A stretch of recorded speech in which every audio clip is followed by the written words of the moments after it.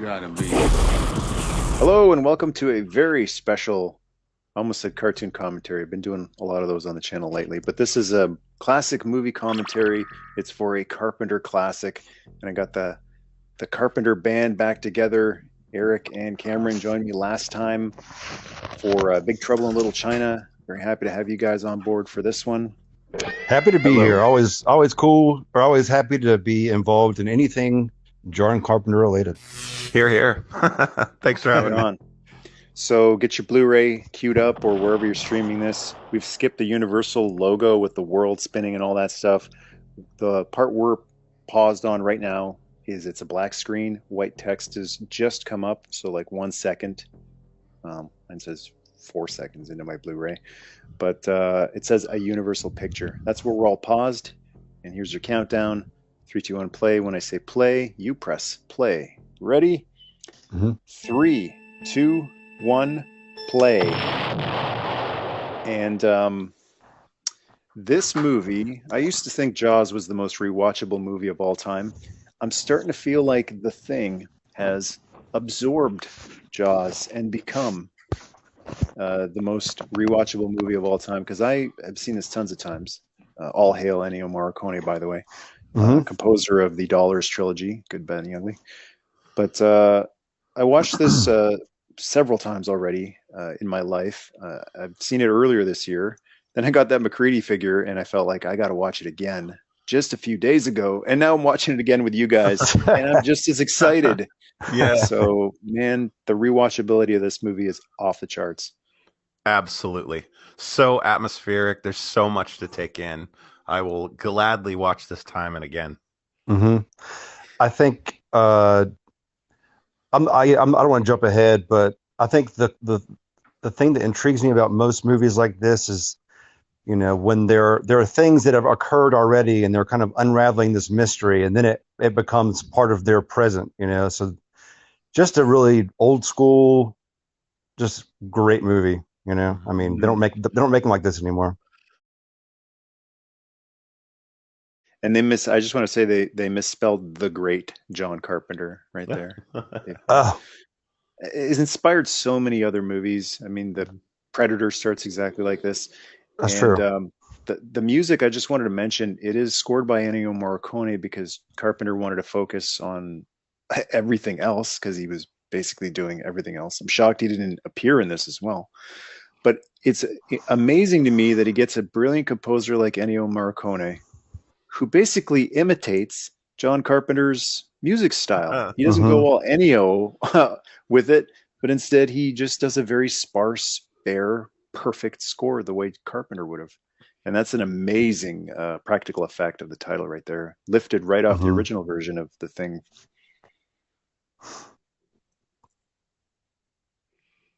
And that I just heard this awesome theory written on a comment of a Thing video somewhere on YouTube, that this theme right here, this iconic theme, is basically a microcosm of the movie itself.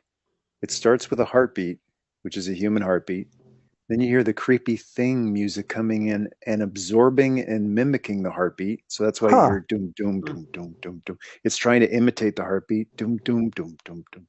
And then at the end, all you hear is a heartbeat, which is the Thing having mimicked the person. Interesting. So Wow. the theme I've not heard that itself one. is the movie. Yeah, it's pretty interesting. That's Hey, incredible. I had no Sweden! idea. Hey, Sweden!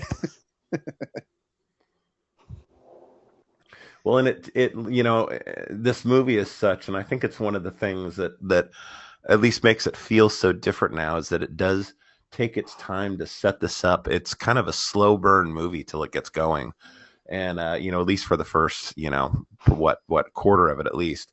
hmm But it's perfect that way. I mean, it really envelops you in this landscape and this the ice and snow, and that the fact that they're so isolated and um, and right here, I mean, you have no idea what's going on with this Yeah. helicopter and this dog and why it's there. It's really just brilliant. It kind of reminds me of my other favorite wintertime movie, The Shining, in the sense that it Hmm. has the isolation is a big theme in that one too. Yeah. I've heard good things about that one. I'll have to watch that someday. Yeah, it's Can you believe I've never seen it? what? I've never seen The Shining. You've never seen The Shining? Wow. No, Yeah, you got to watch that and the Doctor Sleep, the sequel Doctor that Sleep. just came out a couple of years ago is actually very watchable. We Yeah, could do a first look or a first watch with The Shining. That'd be kind of yeah, fun. I'd yeah. love I'd to be Yeah. up see your for that. reactions. Yeah, I'd be up for that. That sounds great. Yeah. Hey, wouldn't it be cool if someone did a prequel to this movie? Oh God. It's not that bad. It's just it's just not that good. Yeah. This is a tough act to follow. I gotta hand it to the people who made the prequel. How many people would dare try? Mm.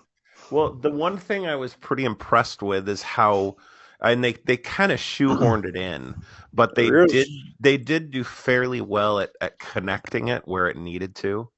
Right. Um, Some prequels don't do that. They just yeah. change things on the fly. But yeah, absolutely, they stayed true to what was established. I intentionally haven't seen the prequel, but just because I love like I said, like kind of like my mind will kind of make up what happens, you know, Right. beforehand. I think that's such a cool part of the movie is the mystery of what happens to that team. Like, so I don't know. I've intentionally avoided that movie.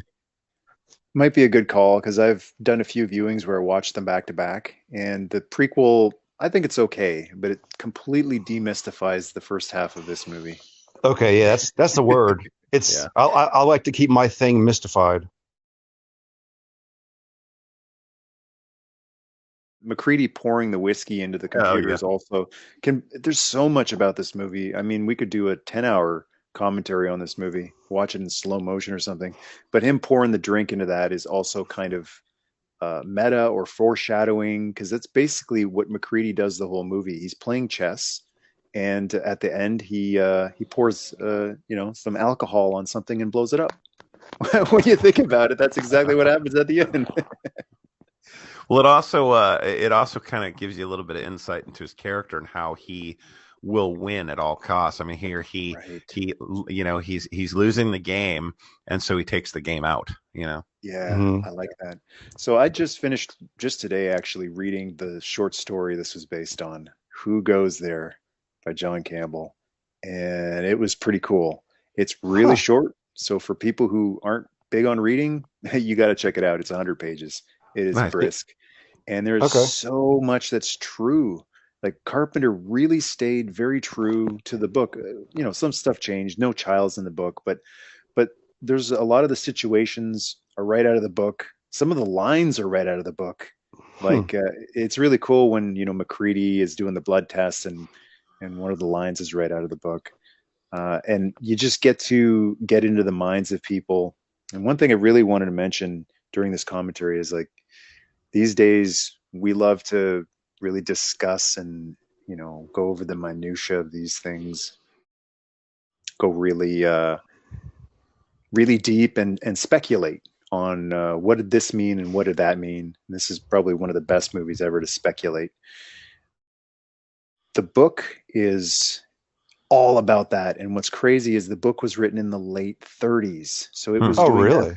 before any of us did that. I mean, we Wow. weren't really doing that in the 80s. Siskel and Ebert sort of were, but it was mostly just a thing you did at school with friends. And here's this book from 1938, I think. Mhm. And it's just a bunch of guys sitting around going, but what if the thing does this? And what if it does that? And does the thing know it's the thing? So much more in the book than even in the movie. I mean, they do touch on it in the movie, but the book is all about speculating. What are the rules of this thing? So it was cool to see that as basically a pioneer of that way of discussing a story. So real quick to break in because it's happening right now. Yep. Have you guys ever heard that what he's saying, the Swedish guy is actually saying is, "What's wrong They're with you? they're Like, get away from that. That's not a dog." they're Huh. Norwegian, Mac. Yeah. Mhm. Huh. Yeah, but he's um, actually like if you understand like Swedish or Norwegian or whatever, they're actually he's actually warning him right there. He's like, "Get away from it. It's not a dog." that's awesome. Yeah. On the Carpenter commentary, oh, bullseye. Boom. And that immediately gets Commander Gary, over as he's a crack shot. He's dangerous with his gun. But yeah, in the Carpenter commentary, he says the dude was just like inventing Swedish, Norwegian. But I don't know. I kind of think he was joking. It's got to be actual Norwegian he's speaking there. Well, you'd think that if it wasn't a whole lot of Swedish people or Norwegian people or whoever, it's so funny. It's so funny that Mac calls them Swedish mistakenly a few times, and how many countless people now think they're Swedish in this movie because of that. Although there is one part where he does actually correctly refer to them as Norwegian. And everything in this movie is by design, which is why it's so fun to discuss it and dissect it. Usually dissecting something, you dissect it to death and take all the fun out of it. But I think the fun is in dissecting the thing. And when Mac refers to them as Norwegians, then the jokes are over. We're in a really serious situation, and I'm done being glib. I wonder if in the Norwegian version of this movie, the Norwegians are speaking English. Yeah. The English are speaking Swedish. Another difference, I don't want to turn this into a nonstop comparison between the book, but the original version of The Thing from Another World, I think it was called, not like the short story at all. This one is much more true. So it's just cool that the remake, Carpenter's The Thing, is actually much more true to the original, kind of like what Dune just went through. And also some of the characters' names are right out of the book. MacReady, even though it's spelled a little differently, it's MC. MacReady is right from the book. There's no windows in the book, but there is a Blair, Norris, a couple of the other characters. A big difference with the MacReady character, though, is he's described as a bronze giant many, many times. Do a drinking game. Take a shot. If you're straight edge, take a shot of orange juice. Every time he's described as a bronze giant. And he's also a meteorologist in the book, which MacReady is not at all in the movie. He was originally going to be a doctor, but then became a meteorologist. So he's more of like a brilliant scientist character in the book than in the movie. From what I learned from the commentary by Carpenter and Kurt Russell on this movie, possibly MacReady was a Vietnam pilot and dealing with some PTSD, alcohol issues, and maybe came here to get as far away from the rest of the civilized world as possible. That's some good I guess background. Given the idea, you'd wonder why somebody like that would, purposely take this kind of assignment. That makes a lot of sense. Yeah. I think I read somewhere that they left, like the crashed helicopter was still. I'm not sure. Did they actually film this on location? Or do you know where they filmed this? It's in. They filmed it in BC, I believe, northern BC. Okay. I read something about like the crashed helicopter. There are parts of it that are still there. Maybe that's. Oh, I did. I heard about someone went on a little pilgrimage up there, and they found. That's what it was. I don't know if it was the helicopter or part of the camp, but that's becoming a real thing. These movies are becoming so beloved that people are going out on pilgrimages to filming locations to just get in the movie, I guess. That's or cool. Have a piece of the movie. I've always wanted to visit Hope, BC, where they shot First Blood. Yeah.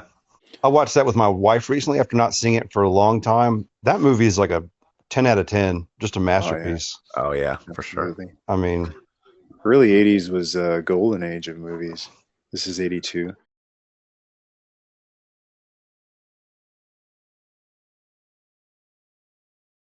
That hat, MacReady's hat. Not Kurt Russell's idea, apparently. As revealed from the commentary, they had already shot some second unit stuff, stand-in stuff, and that hat was there on the stand-in for MacReady. So Kurt did his best to, as he says, learn to love it.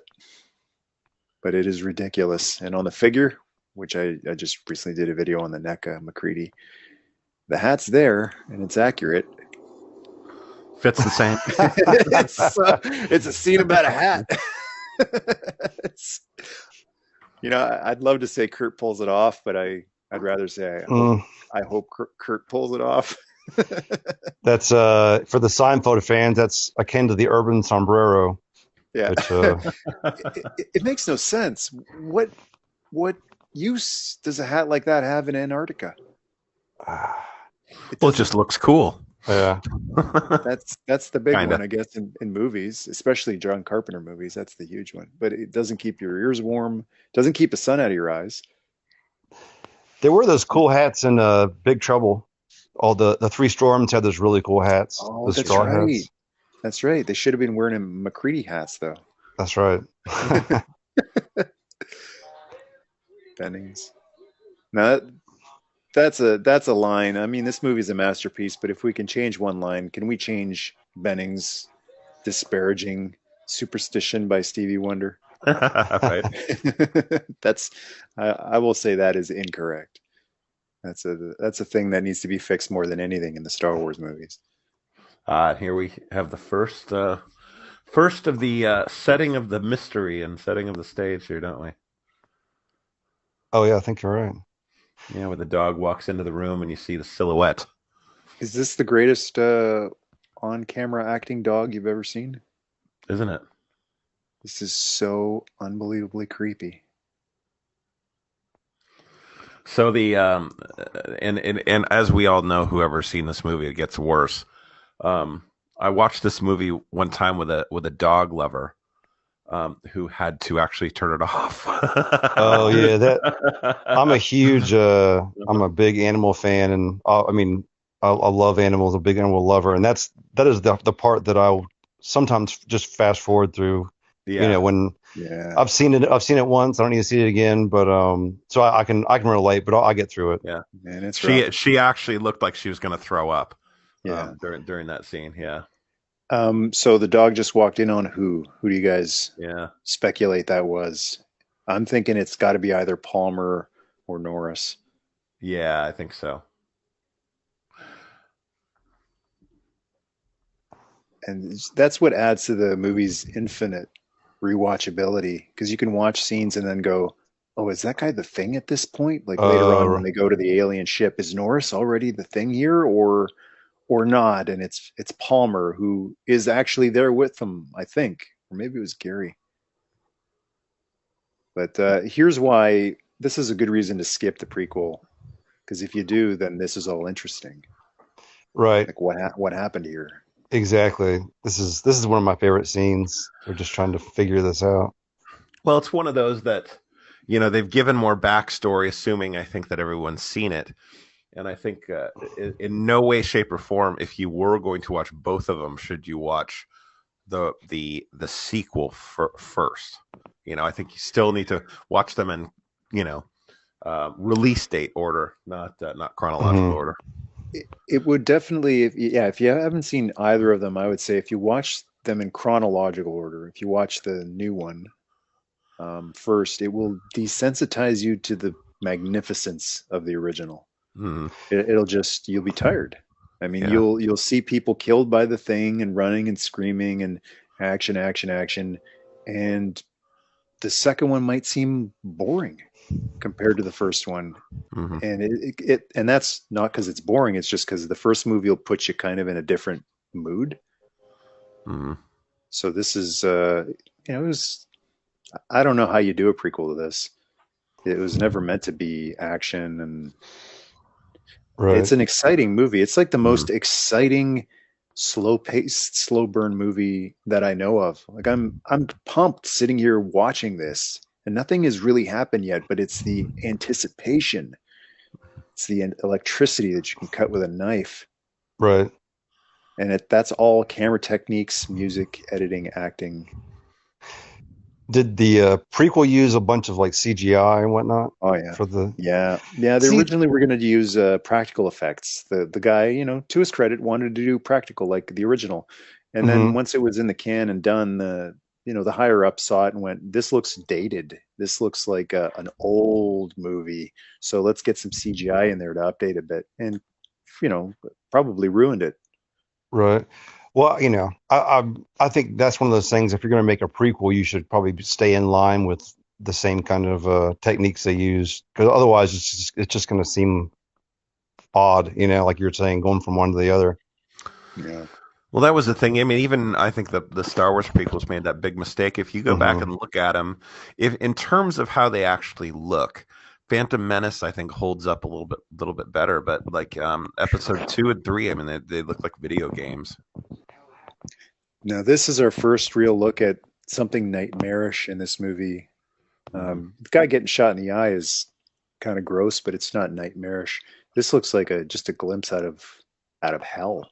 Hmm. Guy cut his not only his wrists, but he cut his own throat and bled out, and the blood froze. Like it's nightmarish.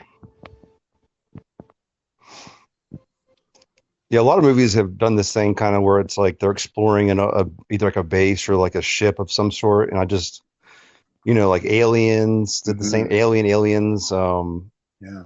you know, Sphere, Event Horizon. I just love this kind of stuff. Yeah. I guess we missed the "Hey Sweden" line. So practical effect here to get the breath to be more visible because they were shooting this in basically like a cold room in California, I believe, during like a heat wave. Huh. So in order to get this freezing effect before you could do CGI breath, is the actors would take a swig of coffee right there. That's exactly what I'm talking about. When Yeah. he Huh. comes into the room and he has that big puff, and each subsequent breath is not as visible, but you don't notice because the Right. first one was so big. But they'd take a swig of coffee and maybe swirl it around, and then action, and they'd blow out that big breath, Wow, and I had no idea. and it makes it look so much colder than it actually is. These Yeah. little practical tricks that this is why I call John Carpenter a genius because he thinks of these little details. Most people would go, yeah, why bother? Who cares? What'll it matter? Like 30, 40 years later, it matters.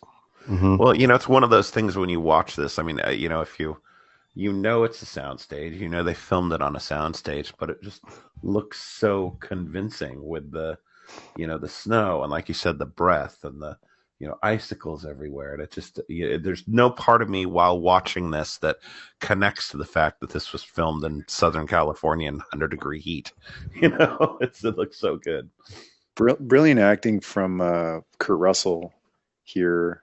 Is he's so reserved, even just standing next to the ice block while Doc Copper comes in.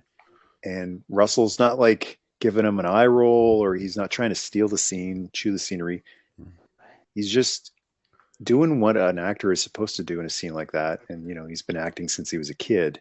He Hmm. always makes great choices. He knows, look, I'm just going to stand here and not do anything because this is also weird. There's no zingers required. I love that line that's coming up. It's weird and pissed off.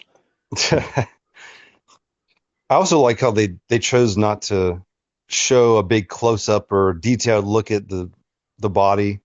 Mhm. It was kind of like a peripheral, and then they just showed kind of the burned because mess of whatever it was because it keeps the mystery. They're not giving too much away. If you were McCready or Copper, would you have taken this thing back? The body? Oh, good I question. probably would have taken the helicopter out of out of the base and just left. Gone home, gone back to Vietnam. Yeah, I'm going yeah. back to where it's quiet. Just cuts to him of a shot Good flying over God. the ocean. So this is Yeah. apparently not much acting required here. The stuff they use to give off that Ooh. smoke stinks like hell. And poor Wilford Brimley. That's not oatmeal you're smelling. Whew. Yeah, even just I mean, how they dressed that, to be some sort of sculpture or whatever they made it. But I mean, it just looks so sickening with the glistening and these Yeah. transcombobulated body parts and I'm getting chills just looking at it. H.R. Giger probably looks at that thing and goes, would you lighten up? yeah, right. Add a little flourish of color, maybe. Oh, all the gag reflexes.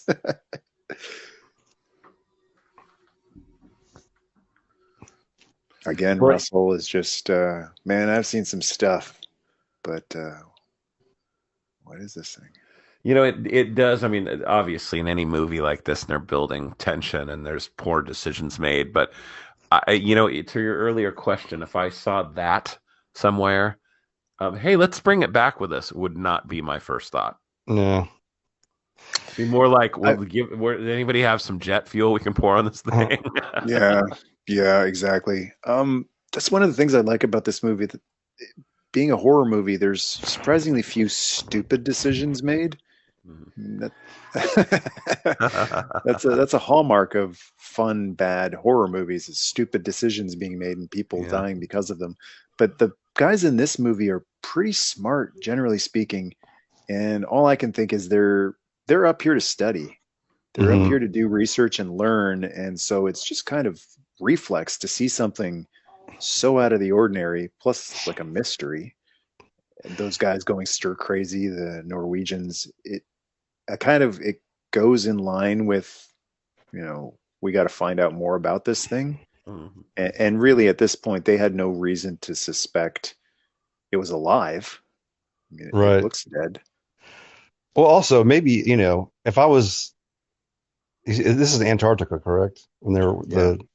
if I was there for as long as they've been there, I might be like, oh wow, there's something going on, So that that might be why they were so curious and didn't just run away from it because it's like, what else were they going to do?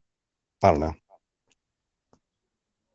Now, do you guys think Blair gets infected at some point during this procedure? Because it does brush up against his arm at one point when he's or is it the dog thing? It might be the dog thing later on.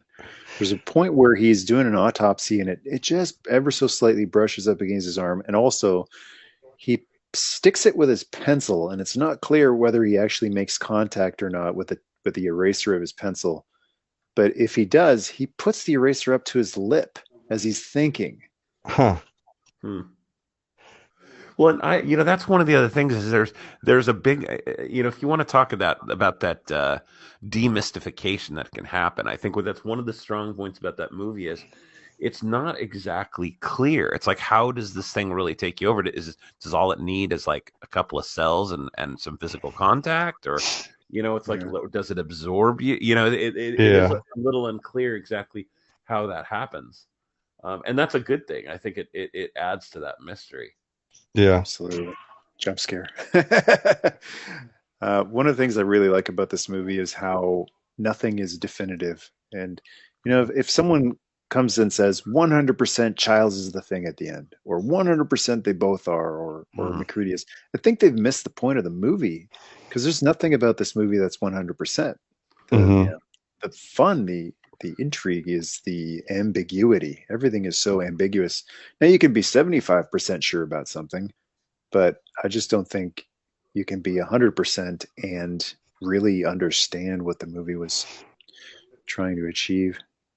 Well, and along those lines too is that there's plenty. You can find plenty of evidence to support a lot of these theories. Like you can find things that you can justify, like, oh, okay, so and so is the thing right here, so and so isn't, and that's what I think. Along those lines, that's one of the things that makes it so good. It's just because you can continue to theorize and postulate, and no, but in this scene you don't see this character's breath, and blah blah blah. Right. And that's what's so great about it. The funny thing is, all these years I've been watching this movie, I've always believed Childs and McCready were both human at the end. And then when I saw the prequel, I thought, well, that just kind of reinforces. I like that rule about it can't replicate fillings and earrings, piercings. I like that rule. And it's weird that Dr. Copper has a nose ring. A man his age and his look. Oh my God, here we go. Oh God. Yeah. This was the scene that the girl I was watching this with goes, nope, sorry, turn it off. No, can't do it. This is a nightmare. But I like that rule about the piercings. And then I recently read another theory that said, well, by the time this movie takes place, because this thing's fast, it learns fast. By the time of the this outpost attack, it's learned, oh, you know what? I better pick those fillings up and stick them in, and I better stick that piercing in. Huh. Or Childs' gold tooth. I mean, Childs has a gold tooth for a very specific reason, I think. Yeah. It's not just there, just like that doctor has a nose piercing for a very specific reason. So I'd like to believe now at the end, I have a strong feeling Childs is the thing. We'll get into that a little later on, but in terms of how do you explain the gold tooth and the piercing, the thing is smart. That's how I explain it. This is another, like, one of those movies I think that's interesting in the sense that, so this thing was on a spaceship, yet it looks so kind of like archaic and kind of, like primal, yet it's in a spaceship. We don't really know what the true form is. Could be like out of Ridley Scott's Alien. It was a passenger on a more advanced alien race's ship. Right, that's true. The xenomorph on the space jockey ship. I love this scene right here. This is just pure McCready. He's already on edge, and he's got spider sense tingling. He hears this, and he goes right for the fire alarm. No joking. Love it. Yeah. That's it's decisive action. That's and he says, "Bring the flamethrower." Yeah, bring the flamethrower. He doesn't even know what's going on yet. But so he knows. One thing I got to point out is you guys all notice when Clark stumbles backwards from the dogs and he goes to slam the door shut, that thing almost looks like it gets out the door. And I think that's one of the big key elements here when you know that there's more than upon repeat viewings and you're looking for evidence, that there's just one person that's taken over at this point. So it could be, it could have been Palmer, could have been, I think at this point, was it Fuchs, I think? But yeah, that's just stunning practical effect. Oh my God. Good. The lighting, just brilliant. Dean Cundey went on to work on a lot of the classic Spielberg movies. Brilliant lighting, director of photography. Reverse motion right there to make it just seem unnatural. Oh, poor doggy. And I'd almost say, who knows if more of it got away off screen, but I just don't think that's the type of thing Carpenter would do in this movie, like have something that important happen off screen. Not this moment anyway. Was that the one you're talking about, Eric? No, it was when originally in the first scene when Child sees the that was before, right? Or I'm sorry, when Clark sees before, when he stumbles back and the dogs come through and they jump and run out, and you see something really quick, like something squiggly, come out the door, and you're not actually even sure if he slams the door. Yeah, I think that was one of the big that's one of the big moments. There's more than one. So one just escaped through the ceiling, and you forget about it the whole movie. Yeah. Oh my Lord! It's just so it's so it's just so crazy, like all these weird things that like eyeballs that pop out of things, and there's I don't think that anything had been done quite like this, like when it came out. So I just can imagine how just insane this was when people saw this in theaters. Well, this came out in that, what was it, 1982, best year for genre movies ever, with E.T. and Star Trek 2 and this was all right around the same time. I mean, there were just so many good movies out of that time period. It's very H.P. Lovecraft looking monster. Yes. Oh, Blair's reaction to this thing is utter disgust. Oh.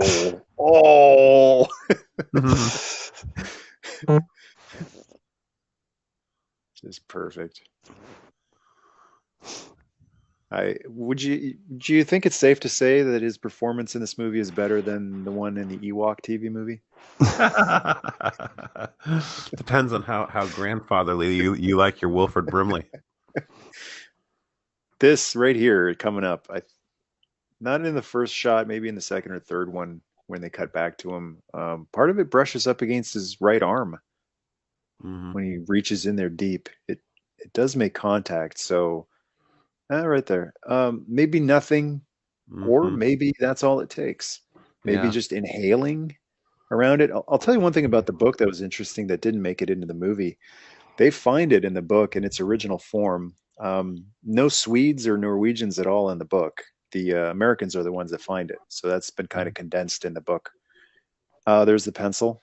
Hmm. It's up for you to decide if he actually made contact there, but here it goes up to his lip in a second. Yeah, Yeah. right there.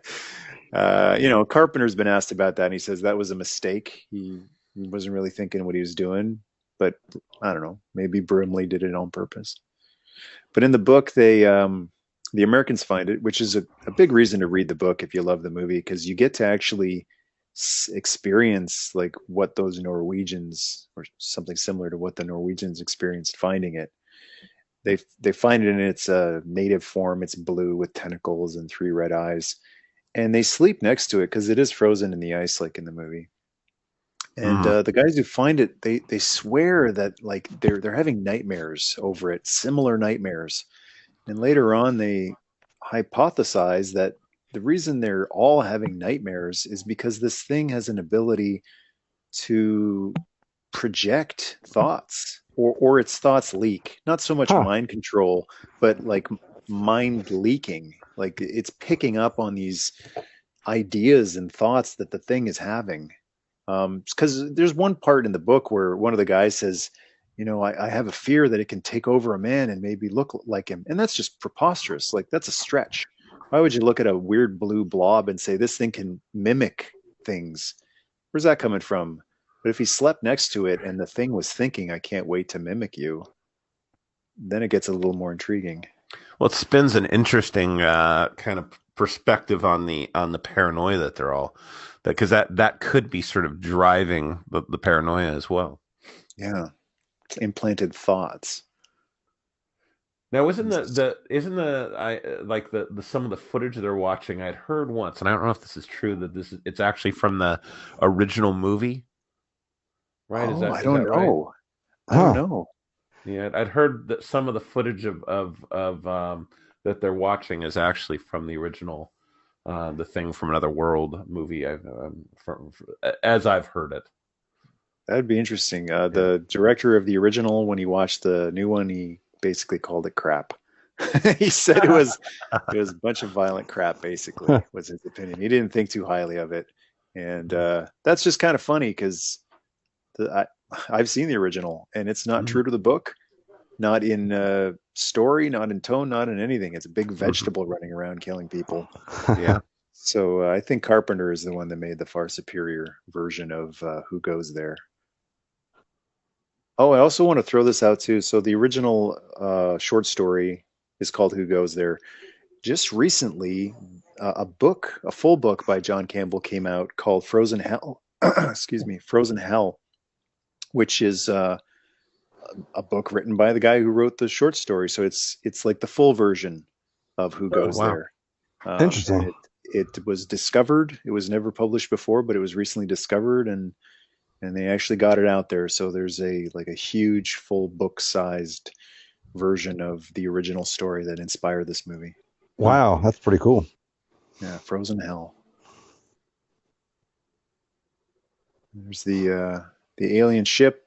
Lots of great info in the book, the short story. Um, who goes there about this right here?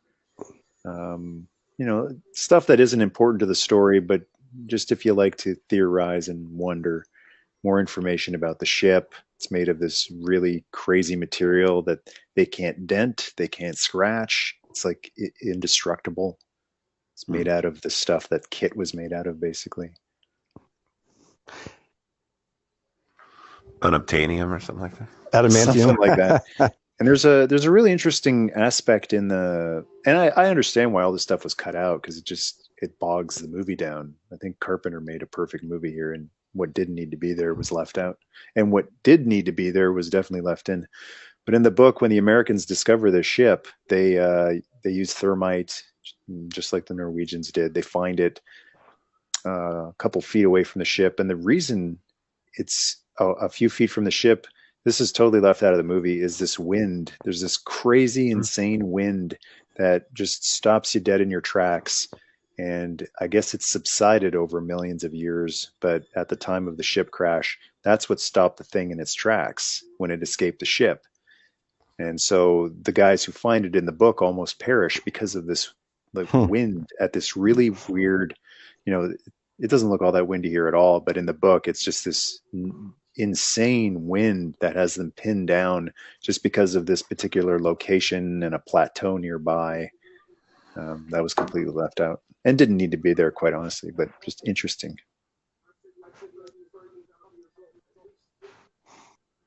$100,000 old. Yeah. So Norris, is he the thing here? Could be. What's interesting, they never go into the ship. I don't remember, do they? No, I don't think so. That's probably a good choice because once again, there's all that mystery there, Well, don't watch the sequel. Okay, I will not watch the prequel sequel. They take a peek in the book in the short story. They take as much of a peek as they can to try to figure out what was in there and how it got out. There's McCready throwing back some more whiskey. Yeah. I'll tell you, Kurt Russell, that's like his haircut, man. He still uses it, wears that, his hair like that, I think. Basically Ego, right? Ego from exactly. Guardians of the Galaxy. Yeah. Yeah, when Guardians 2 came out, I said, oh, that's cool. R.J. McCready found work again. R.J. McCready as Ego. Is Palmer the thing here? Blair could be the thing. I wonder if Blair was a slow takeover. If the other guys were quicker, like what almost happened to Bennings, just like really rapid takeover. But Blair, he was infected by a few molecules. And so his was what happens when you just get a tiny bit of contact or a little on your lip, that he just kind of goes crazy and then is completely taken over. Although Blair could be human the whole movie. And then at the end is attacked off screen by that thing that escaped through the ceiling in the dog. That's true. Yeah. See, that's where I tend to lead, because his whole breakdown and when he's trying to get everything to stop and everything, it's like that doesn't make sense if he wasn't human at that point. Where the noose is in the background and everything. Yeah. I think it was a sudden exchange. Or so maybe his slow turn was what had him break down, possibly. But one of the things they discuss in the book is just how brilliantly psychological and shifty and tricky this thing is. It's not just a mimic; it's an incredible actor. Mm-hmm. So they do stuff in the book like, well, why would he do that if he's the thing? Well, maybe he did that because of this if he's the thing. Although if he's not the thing, maybe this is what he meant. So Blair, just like in the movie, in the book, he destroys all of the equipment, the plane, because they didn't have a helicopter. And they speculate, why would he do that if he's the thing? So there's speculation to cut them off so it can assimilate more people and so that a rescue party can come in. Like either way it works, which is what's just so brilliant about it. And we'll just have people speculate forever. You can argue that the thing would want to have transportation out of there, so why would the thing cause them to be stuck? Because the thing wants to infect as many organisms as possible. And he does create his own transportation at the end of the movie. He makes a little alien ship. Well, see, this is brilliant too. Oh, that's right. It's throwing in the stuff about the, the idea of total infection and all this stuff. I mean, it's giving him motive later, whether or not he's already the thing or not, to cut everybody off. So it's showing that suspicion right away. And that's an especially nice scene to give you a lot of exposition without people sitting around and just giving exposition to each other. Mm-hmm. Just apparently that was a change. They cut a scene with a lot of exposition and they went, let's just have Blair read a computer. Yeah, make it more subtle. Oh, one of the things the original Thing director claimed was this movie was a commercial for JB. I think it's a little more than that, but they do prominently feature JB in this movie. For whatever And reason, like the clothes, even the actors, like the clothes they wear are iconic to me now. Like the sweater, what's his name has when they go to, when the mouth opens out of his chest and stuff like that. I don't know. oh yeah, yeah, great cast. I've been praising Kurt Russell, and Brimley, but everyone in this movie is fantastic. They're so memorable.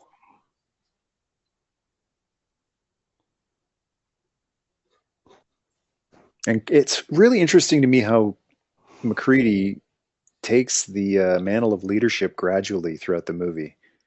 He's not in command at the beginning. It's clearly Gary, but he just kind of assumes that mantle of leadership as the movie progresses quietly. He's not Right. like a bull in a china shop type of guy, like the Dwayne the Rock Johnson. He just gradually seems to be the guy who makes the most sense. And you know why? That's because he's a Mac. You don't see the guy named Windows Right. going out on top. Yeah. That's purely coincidental. One guy named Mac, one guy named Windows.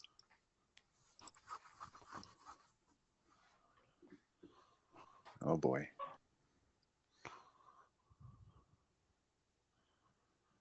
Watch out, Bennings.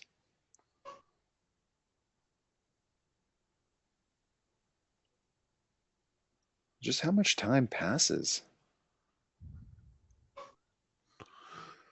Well, A there bit, I wasn't guess. a whole like this whole essentially from when you see the dog to the end of the movie is something incredibly short, like 72 hours or something like that, right? Is it? It's I very think so. short. From what I remember. I Yeah. think just a couple days. You're right. Yeah. Yeah. I was wondering how long it takes the thing to get a hold of Bennings and start to morph. I don't know. Is it an hour?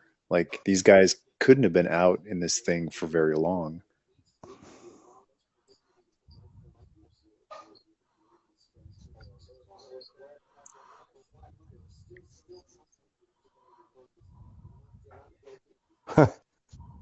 It's like, uh-oh.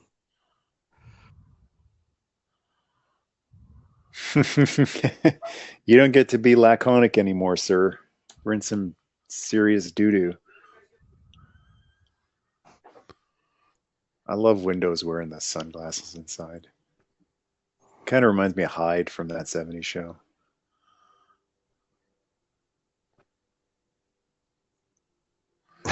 That actor too. I mean, especially back then, he always played those kind of slightly crazy. Like he was in the Warriors, I think, right? Wasn't he? And wasn't he? I think he was in. Wasn't he in one of the Dirty Harry movies? But he I has don't that know. kind of wild look about him.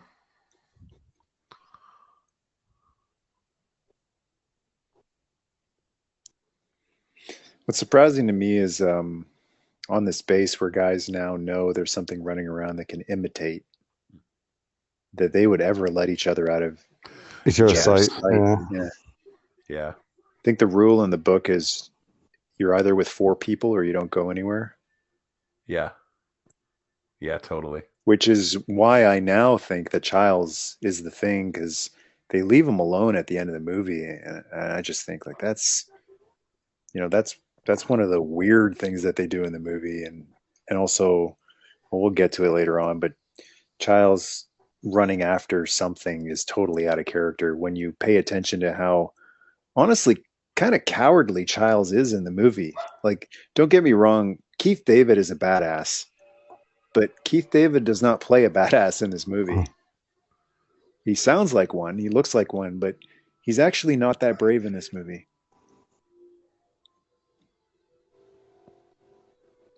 There's I'll try to point out instances of Childs hiding behind McCready and refusing to let McCready in, even though he's got a bunch of backup.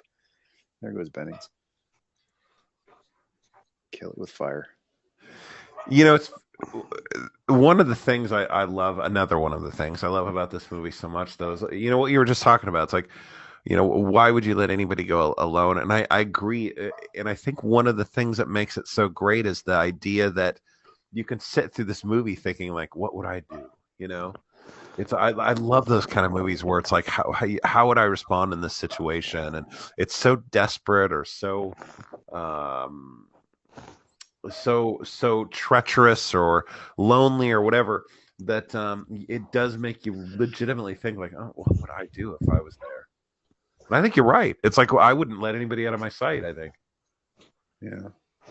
I would like to think that I would basically do what McCready does. You know, Yeah. when McCready gets back in, he's done playing around. You know, I got dynamite and a flamethrower, and I'm done trying to be reasonable. Yeah.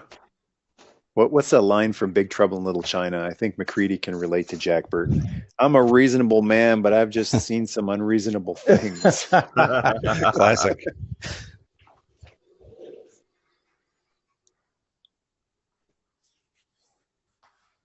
It's nice that there is a definitive way to kill it. Maybe. I guess just like anything else in the movie, maybe it's not definitive, but it's nice to know that if you burn it to a crisp, maybe that'll stop it. It almost just seems to slow it down, though, you know, because those bodies still had cellular activity, right? Were they also burned? Yeah, maybe. Yeah, it wasn't completely burned to a cinder though, like that. Right. And inside, when they set things on fire, they put it out so fast. Like, bring in the fire extinguishers. No, man, burn the whole thing down.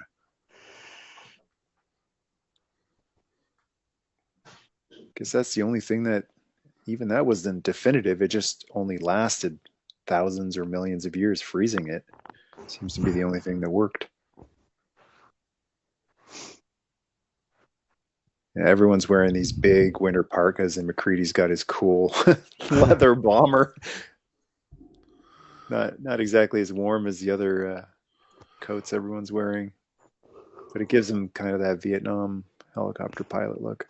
Yeah, you can definitely see him being a veteran, and just, you know, probably took odd jobs and, like you said, did what, you know, what he could to just stay busy, but also probably away from civilization. I think all the costume choices are for a specific reason too, and RJ wearing OD green isn't a coincidence. And there's Blair sabotaging the helicopter.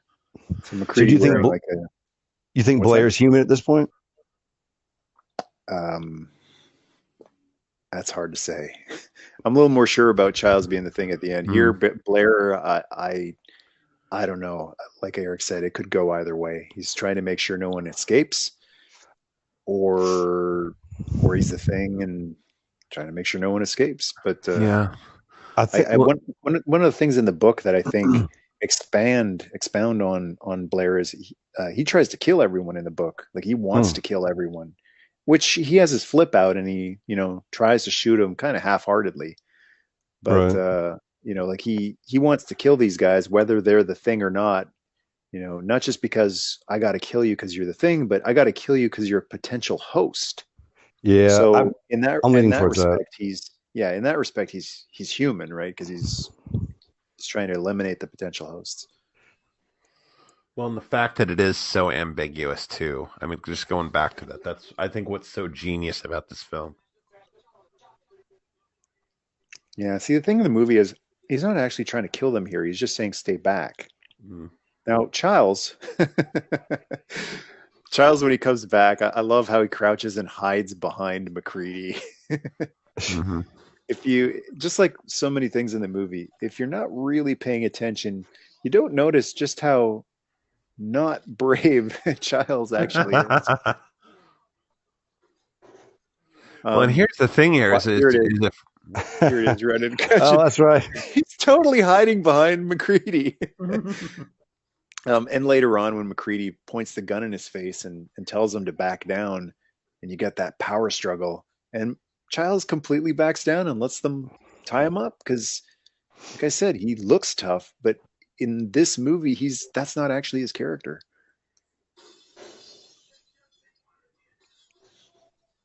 Oh, I love this scene. Wanted to be us.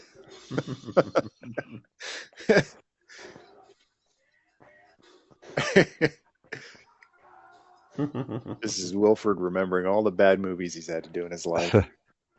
catharsis. Oatmeal commercials.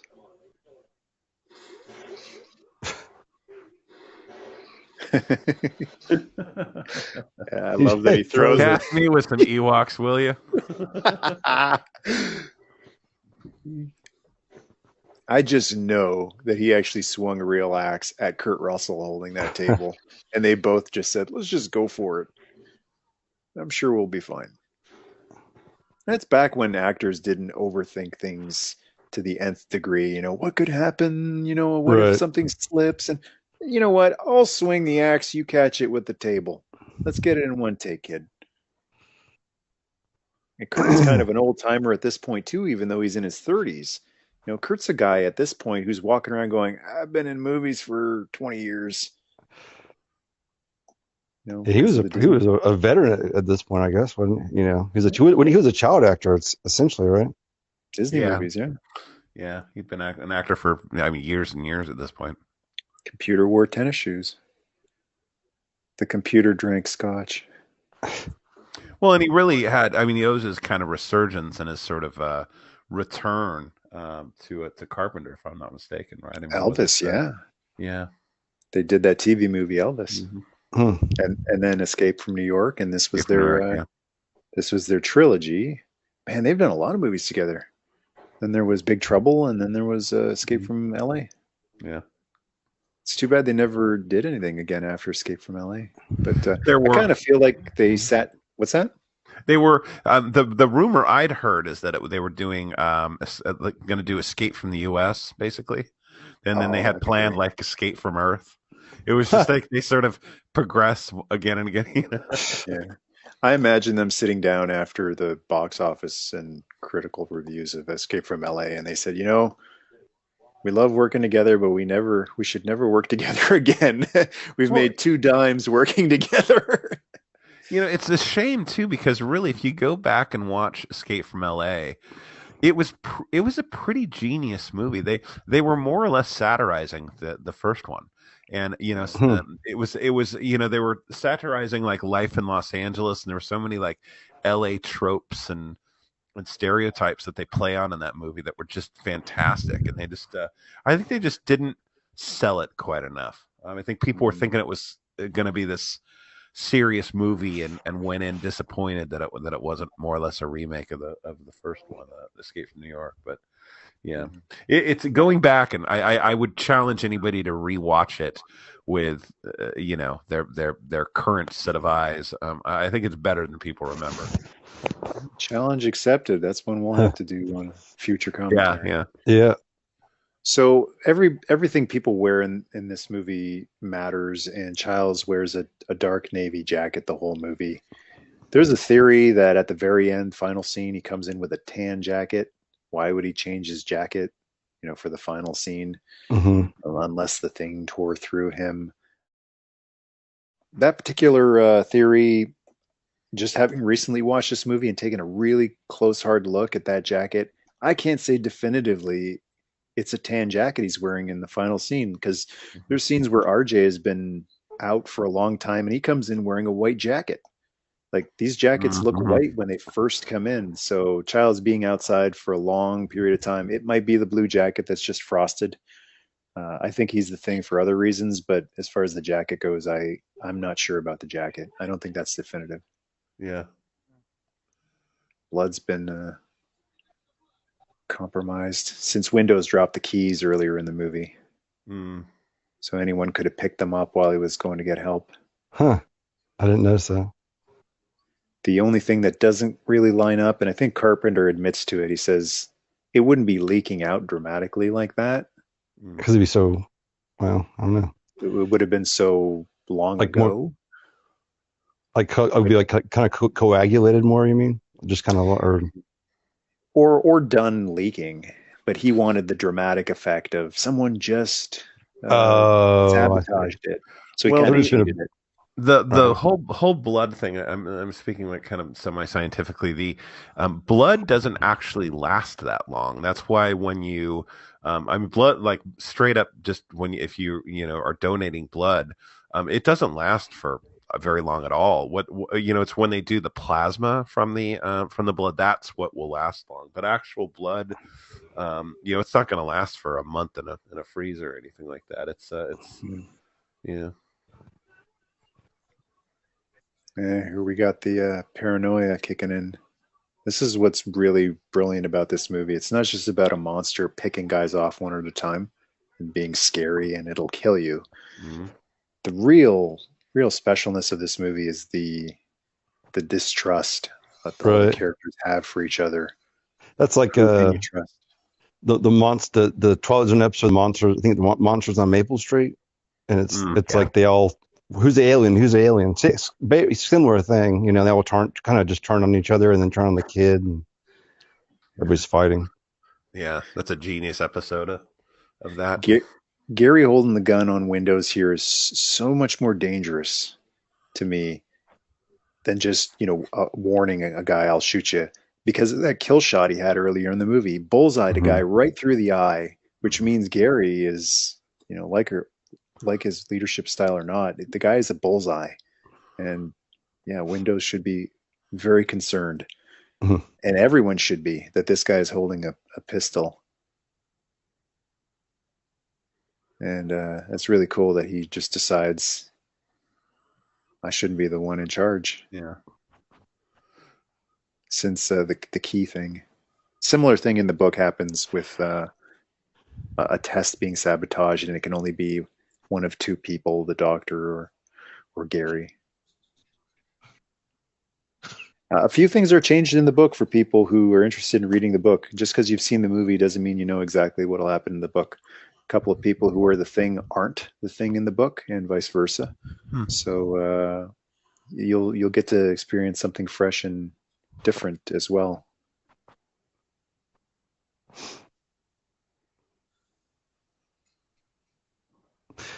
The actor who played Clark, he kind of ended up, his roles later on were more like 90s kind of dad stuff, I want to say.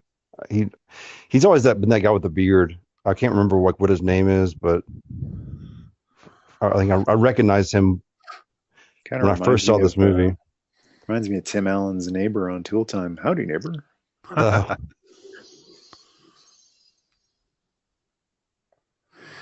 Well, I think one of the things I always liked about this movie is that the casting is so almost eclectic. I mean, you have a very believable mix of guys. Nobody's well, with the exception of Mac, really, is particularly classically heroic looking. They look like they'd be a group of researchers that are up here that are doing God knows what. It would be a different flavor altogether if it was just purely a military base, and you had a bunch of broad-shouldered, square-jawed, GI Joes up in there. It was something totally different.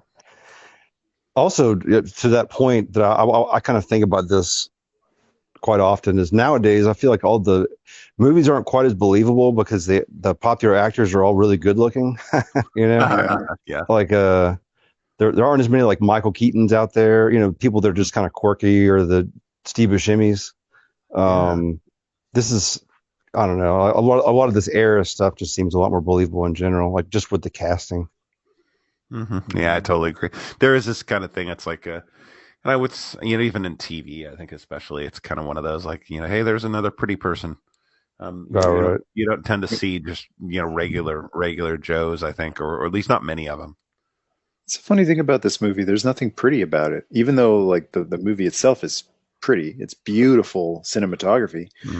It doesn't have any of those like classically pretty or handsome actors. There's no female actors other than the voice of the computer. And the one so-called pretty boy that they have grew his beard out and his hair out, and there he is. Like there's nothing teen beat about him. It's just it's a really beautiful, gritty movie. The recording, which shows up in the game. There was a game for Xbox, which was a sequel to the movie, and you get to actually find his tape player in the game and play it. Oh, that's cool. I'd heard about that game. I always wanted to play it, and I never did.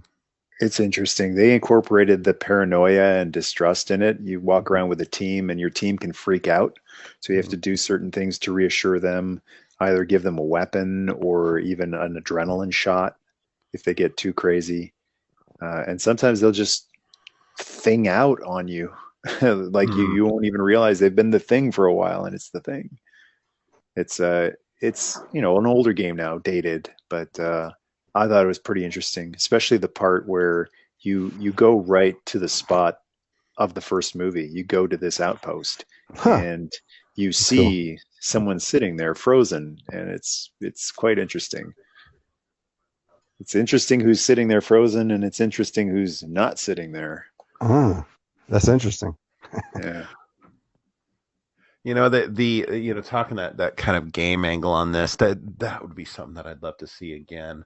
There's some of those really good games that they've made, like Until Dawn, which are more or less a interactive movie, that do a similar job of kind of sowing distrust and mystery. And if you've never played them, they're really really good. But I could totally see something like that with a thing kind of game. It just would be such a good translation like that. I don't know what the original game is like at all. I haven't played it, but if it's anything like Until Dawn, wow. I hope we see more of that. The Ghostbusters Mm-hmm. game was awesome. Mm-hmm. Beautiful, unofficial third Ghostbusters movie. And if we can't get the follow-up movie, and sometimes I don't want the follow-up Yeah. movie because Yeah. all the ingredients are in place and it just doesn't come off, doesn't work. Mhm. I find a game that is a spiritual successor to an old movie is much Yeah. more fun. This is a really interesting part of the movie here. Fuchs's demise. Totally so weird. I never really understood what happened for a while. So he sees something suspicious. He runs out after it, and the next time they see him, he's just charred. He's all burned, and Mhm. they don't know what happened. Whether he torched himself, Huh. because one of the things in the book that's described is the thing can't take over a dead host. It has Oh, to it be has a to be a living living. host.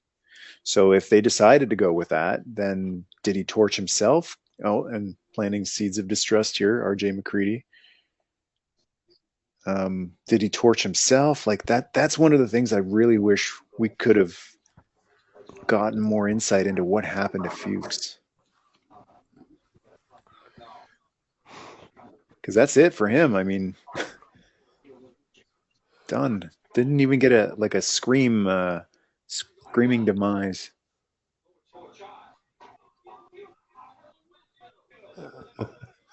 Palmer's most likely the thing here. Yeah, because I think that the two of them I always thought were. And there's a scene coming up, the blood test scene, where they used a very specific lighting technique Carpenter asked his photography. Make sure that Palmer's eyes don't have a glare on them, a light gleam. Everyone else have lights, Hmm. and they're not the actor playing Palmer because he wanted to foreshadow a dark, lifeless, sullen look to Palmer before he's exposed. But the thing about that shot is sometimes people hear about that and they go, like, they're always looking for the gleam in the eye. It's not a be all end all rule. It was just Mm. for that specific scene. Uh, there's other shots where Palmer is the thing and he has a gleam in his eye. So it was just for one particular shot. The noose is, Yeah, I'm all fine now. love that. I love that line. I'm feeling much better. That's when you're like, oh, nope, sorry.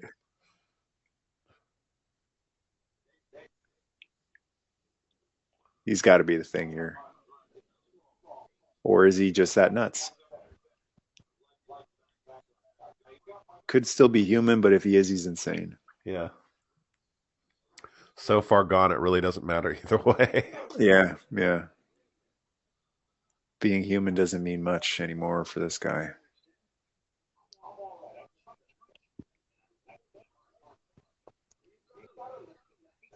So much distrust. Just sowing distrust if it is a thing.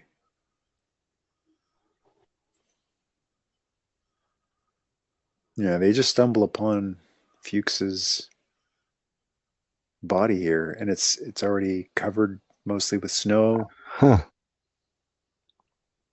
I mean, if you weren't paying attention to the names, you wouldn't even know who that was because the first few times I saw the movie, I didn't know all the names. And I guess you just see the Fuchs, glasses.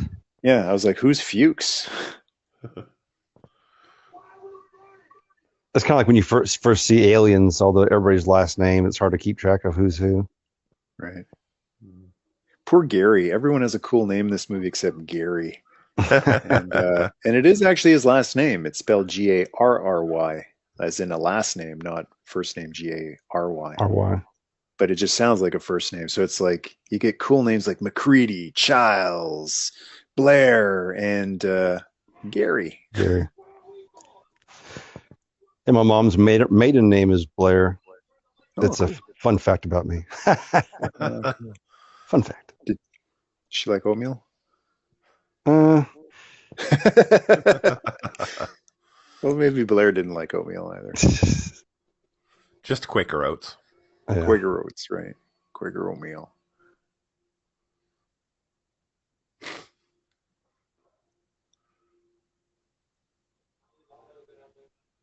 So this is one of the scenes that I was mentioning earlier. Childs is not as heroic as sometimes we think he is. Norris with some chest issues, which is another just totally interesting aspect of the thing it'll mimic like a heart defect. I didn't even catch that until you mentioned it just now. Yeah. Yeah, it'll pop up here in another couple seconds. Yeah, because I think he kind of there was like a grimace or a second ago. Yeah, and he is the thing here, 100% definitively the thing.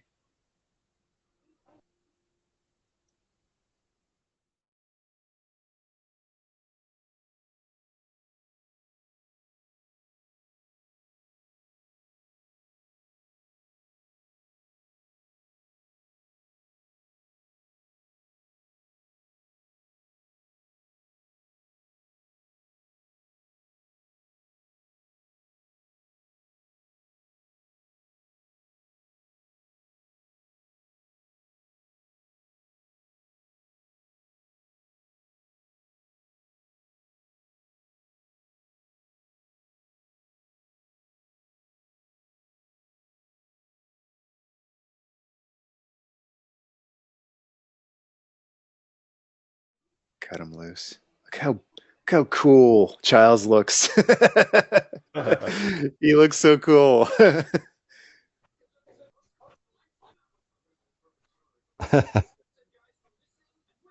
It's hard to look uncool with a flamethrower in your hand. That's true. He's got the flamethrower. No, there's RJ trying to get in. Creepy, I might add. Yeah, it's kind of slow because you're probably like, that can't be a man doing that, like jiggling the handle. There's another reason I think Childs is a thing at the end. Like, watch this guy. He will not. No, he's holding a flamethrower. His buddy has a flamethrower. No, we're not letting him in. He's got tons of backup. No, leave him out there. Like, you guys could probably handle it even if he was the thing. And he's like, no, we're not doing this. So he's kind of more the safe route guy. Just can't believe he'd rush out by himself, like they say later in the movie.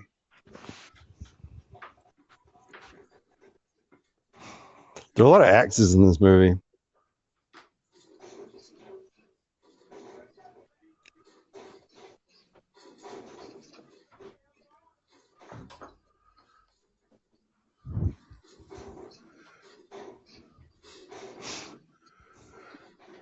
I suppose Pretty Child late. is taking care of business right now.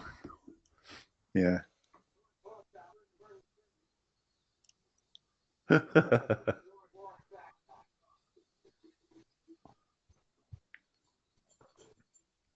That old Roddy Piper line, do not throw rocks at a man with a machine gun. Do not throw rocks at a man with a stick of dynamite and a flare.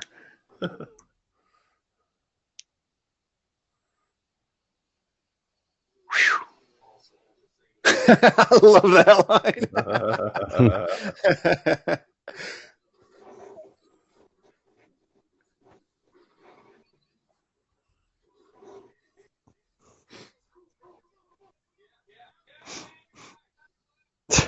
You can tell he doesn't seem quite right. himself. You know, exactly. He's kind of like trying to mimic. Yeah, true. Yeah, just blending in the background, and Norris is. What's happening with Norris? Like, it's not breathing. So is he? Does the human body die? It's confusing. Like the body dies, but the thing still lives within.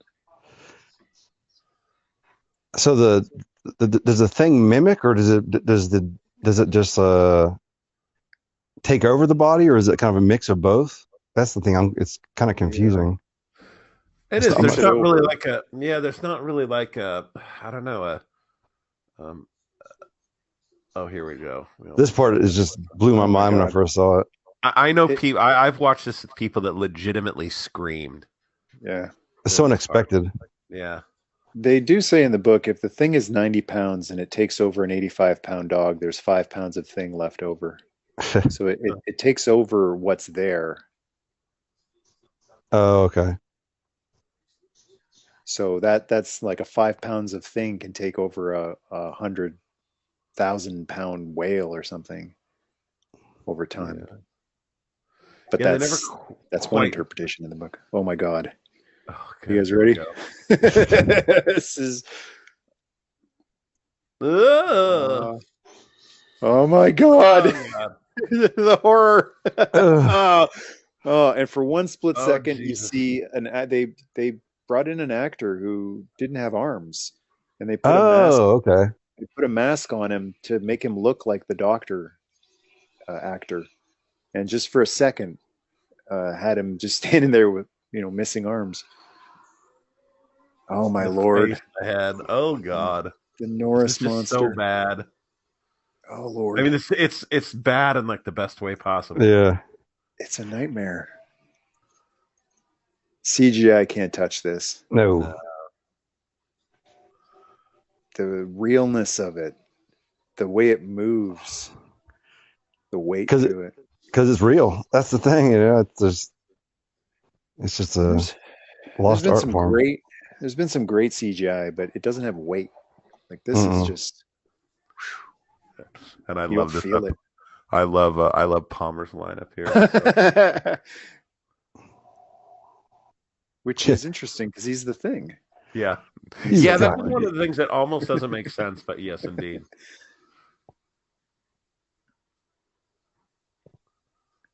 Oh, I was playing around a bit with the MacReady figure, the extra heads that are included. I was saying you can roll them around and pretend they're thing heads. Oh my God. There you go. Oh God, this is so disturbing. So, John, what if it turned into a spider? So fun fact. I'll share some of the art with you at one point. But a long time ago at another studio, I was doing a game, working on a console game that never got released. But part of it was sort of this kind of body horror. Oh. Here's the line coming up. Yeah, it's just crawling in the background. That's awesome.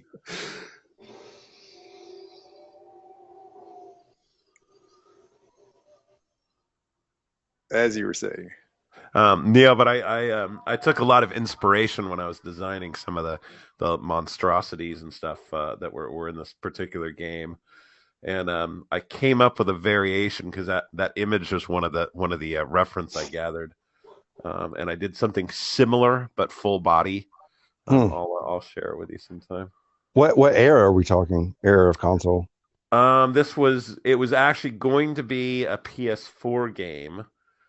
This was about 7 years ago, I think. The studio I worked at, Zipper Interactive, was part of Sony. It was one of their 2 studios up in Seattle, but the studio closed down before we'd really finished. Actually, I would say even began on the game, but yeah, it would have been like a PS4 launch title. Here's a scene I mentioned earlier. Childs backs down. Mm-hmm. I mean, he's got a gun in his face. Who wouldn't? Yeah. But just boom. Palmer. Definitive. Oh, not Palmer. That was Clark. Clark. Yeah, Yeah, Clark. That was always a shocking death to me because it was just so sudden, and I guess we knew that he was not the thing. why? Yeah, and I really suspected if anyone, it would have been him because he hung out with the dogs Yeah, and that first dog. But that was a real surprise, and I guess that kind of ties into McCready possibly being a vet. Um, he doesn't seem too broken up about putting a bullet in a human right. being's head. Mm. Well, I think it's part of what part of that character, that decisiveness about it is that he's just so willing to do whatever he needs to do. I could see another character really being broken up about that, like, oh Yeah, my God, I killed an innocent man. But McCready is like, he's coming at me with a knife. yeah. He dies. He made his choice. Right. So did I. Yeah.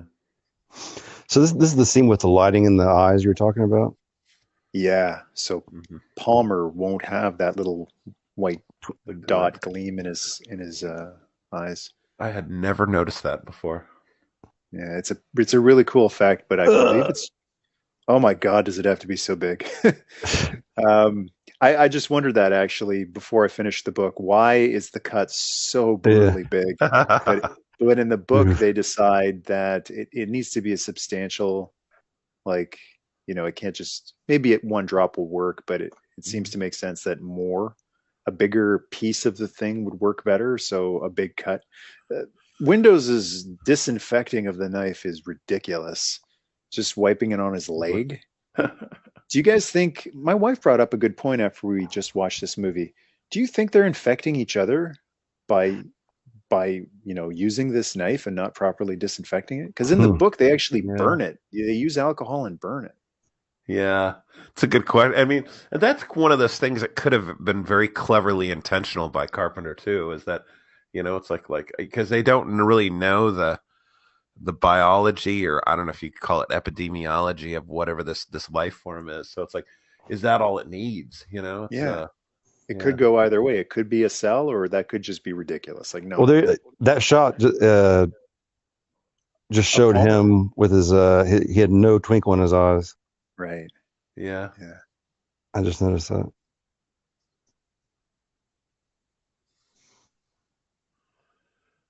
And This is there good. you see a twinkle in his eyes just there, where you didn't a second ago when he was sort of unsure. Yeah. Comes and goes.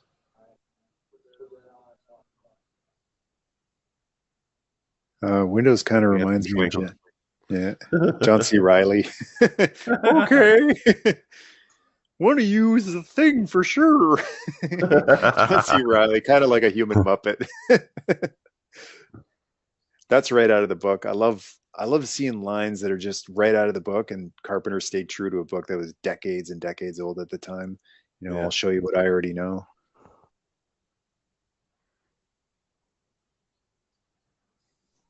Copper. I love that line. Doctor was okay.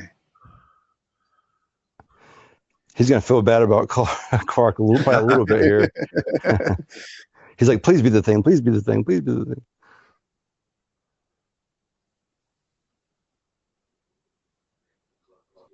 So that hand in the previous shot we just saw is a fake hand. Is it? That's how they get the blood to jump out Huh. trick to work. But they Hmm. use it in the false test. There you go. No twinkle. But they use it in the false tests too, so that you kind of get, Right, used to it, so it doesn't seem yeah, out of place. yeah. Oh God. A little That's so squeal. good. Are you surprised that Palmer didn't try to talk his way out of this? Like, hey guys, let me explain. It's not what it looks like.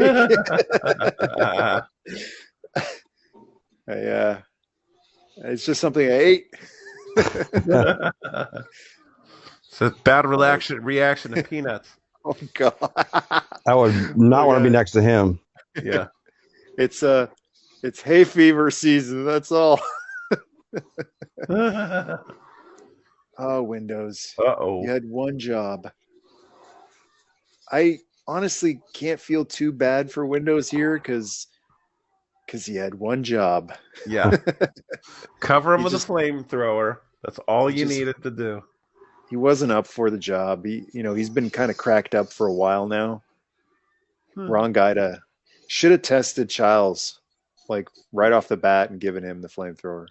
This actually, that scene you saw was my one and only problem that I ever had with the effects of this film is that it Oh, was so Remember? obviously a dummy in that shot. We got an arcade unit here. Yeah. Is that Arcade, right? asteroids? you gotta get your priorities, when you're living in Antarctica. Oh man, full body burn. It's a pretty thin door. Dynamite for good measure, right? I love that. Boom. Double Good tap. shot yeah, exactly. It's a great shot with the dynamite. Huh. That's a hell of a thing.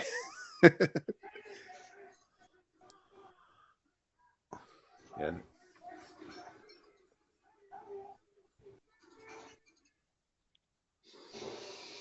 Some people think Windows isn't the thing here, and this is murder. I think by the way his legs are moving, he's Oh yeah. on his Yeah. way.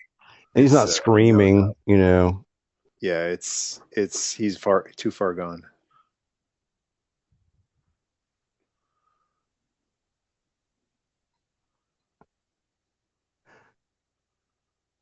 Yeah, I should have tested him first. And now he's gonna get the flamethrower. I like that Yeah, part. exactly.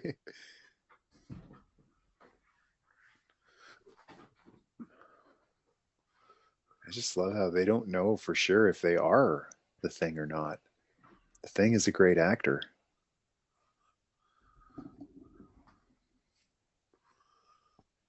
I feel like Keith David and this guy plays Gary. Mhm.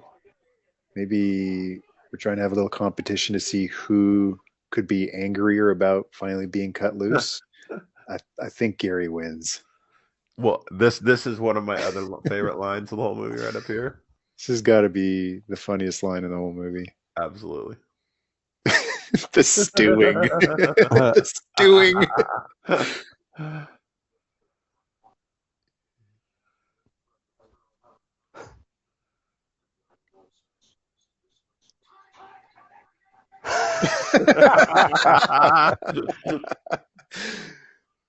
So distinguished. He's had enough of being tied up to next to the thing earlier. He's a reasonable man, but he's just witnessed some very unreasonable things. Childs. Here's the scene that makes no sense in terms of why would Childs' story lining up. You stay here. Why? I don't know why they wouldn't bring him. That's like a writing thing. Why wouldn't they bring him with them? What's there to guard if they're the only ones left? Yeah, right. Well, they know that Blair is the only person left at this point, and so why they wouldn't be like, we're handcuffing each other together and nobody's going out of anybody's sight. It almost doesn't even make sense. Like I said, that was always I would say one or two things about this film that ever bothered me as far as decision making. Yeah, so I believe that was the last time we see. I should say I strongly believe. I'm not 100% sure, but I think that's the last time we see human Childs. For now, I mean, in 2 years I might think differently. That's I like how he's like just in the time he has starting to build a little spaceship. Kind of reminds me of like ants or something like that are just going to be building their. It's just innate, He dug this tunnel. It's been a busy bee. One of the things with everything in this film, which I always thought was really interesting, is that whenever people have launched theories at Carpenter about this movie, he's said somewhat cryptically, but he'll say like the evidence is there. Yeah. Like he's been asked at conventions, like about Childs or whatever, and he always says his answer that I've heard before is that he's always the evidence is there. for either for yeah. both sides. Yeah. Mm-hmm. And I think that's exactly what's so great about it, is that you could really endlessly, theorize about a lot of the stuff in this movie. I mean, some of it's pretty obvious. I mean, we all know that that Blair right here is the thing now. But it's like, at what point was he actually turned? Yeah, that's the fun of the speculation. When in the book, it's I think it's a smaller device. It's like a little anti-gravity thing that straps onto Blair. Yeah. Still, same idea. He's trying to get away. There's that Morricone theme kicking in again. Dum dum. So I for years thought this was Carpenter's music. I was surprised to find out. Yeah, I did too. So the jackets are different. That's another clue that some theorists have discovered. That's a very similar shot to the previous shot going down the same hallway, and the jackets are arranged differently. And you don't just throw that shot in there just to show, hey, the door's open. The jackets being different is for a reason. Possibly insinuating that Childs had to get himself a new jacket, or Childs thing Childs. What do you guys think? Did he just get taken over by the kennel thing in the base? It's like for those kinds of shots, like to me, I'm always wondering, like, okay, is it kind of like Kubrick, where everything is essentially done on purpose? They say, like there's no real mistakes in it, so it's nothing's. I imagine. Yeah, I think you might be onto something though. They wouldn't just include that if it didn't have any meaning. And it's so out of character for him to do that. Although I guess he was alone, but I don't know.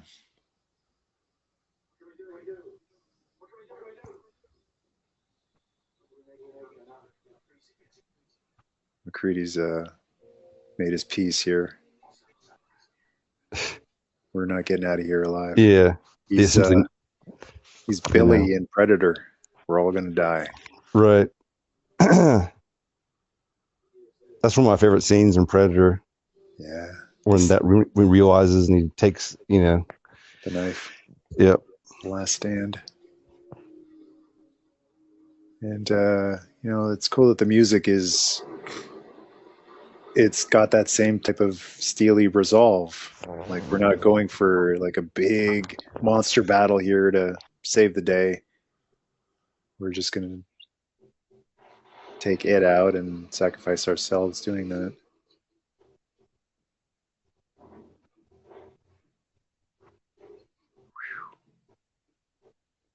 Knowles with the dynamite pack on his chest. So lens flares before lens flares were cool, like 20 years before they were cool. This is probably considered a mistake back then, I always heard that when I was taking film classes. That's a mistake, and you never ever have a lens flare. Because it's like, let that go. Yeah, because it's like, because now you're kind of taken out, like, oh, this is filmed. Right. It wasn't like a. Yeah, it's filmed. We're not just there. But they're all over the place here, and they're amazing. Yeah.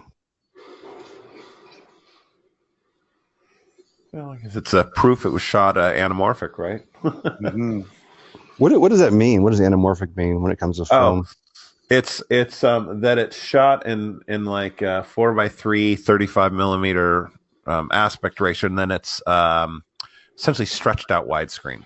So like lens flares will look like, because it's coming from the lens, they'll look like elongated, like stretched out.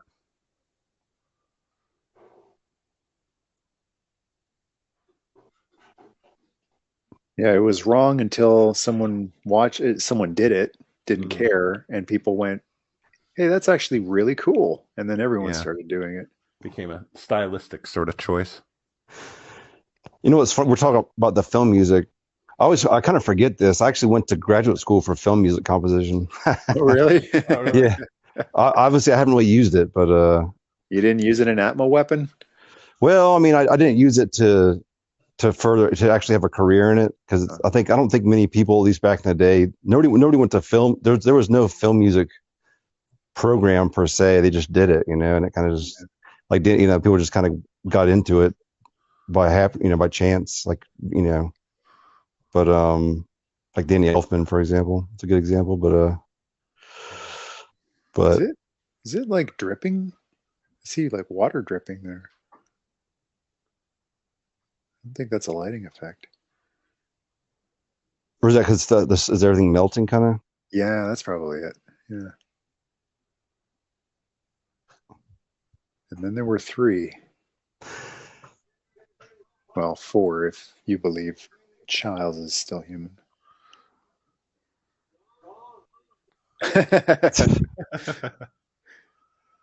Uh-oh.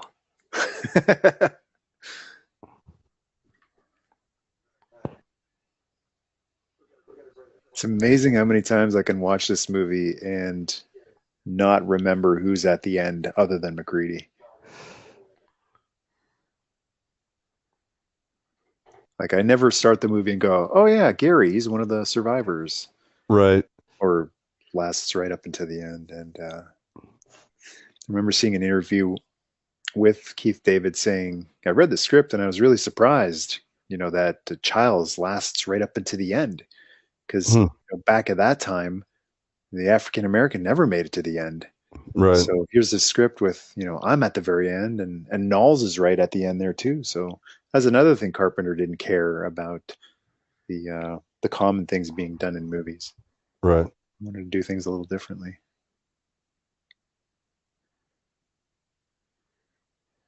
Alien is another great one for that. Parker lasting until the very end.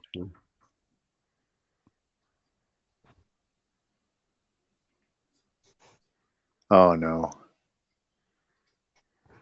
I think Gary's probably my favorite character. Oh no. That kind of comes out of nowhere.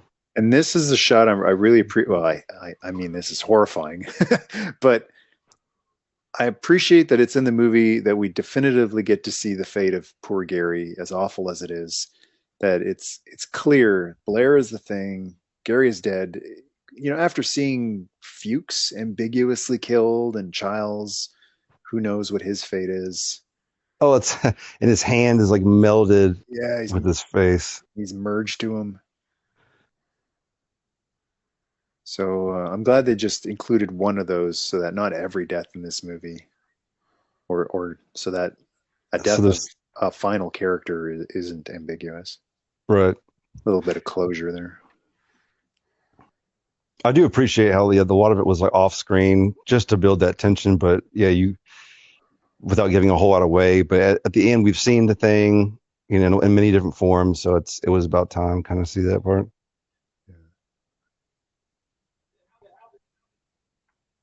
Uh-oh.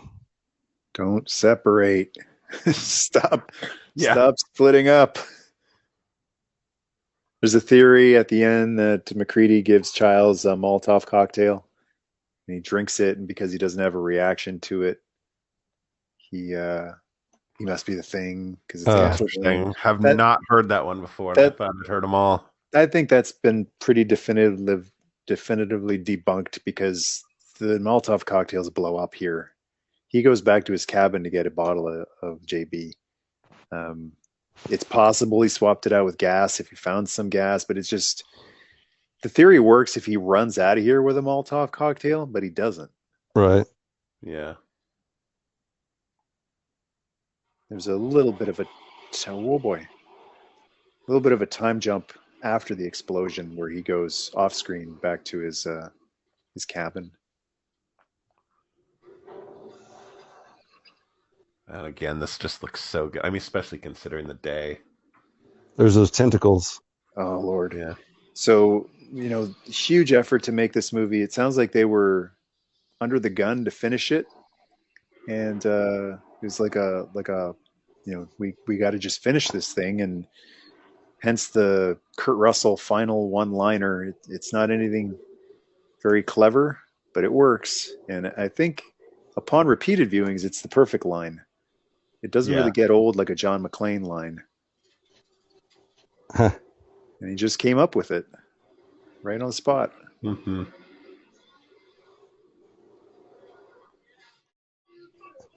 I think he speaks for all of us. Yeah. Boom. Awesome.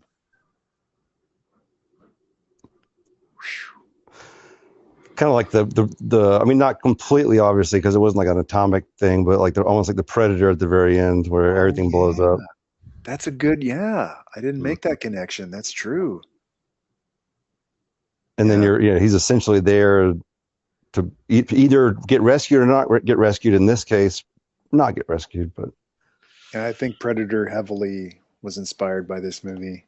There's no assimilation, but he does take the skulls and he makes some trophies and and like that first scene you said, like when they had the ship, of course, that's very like almost like the same look to it and everything.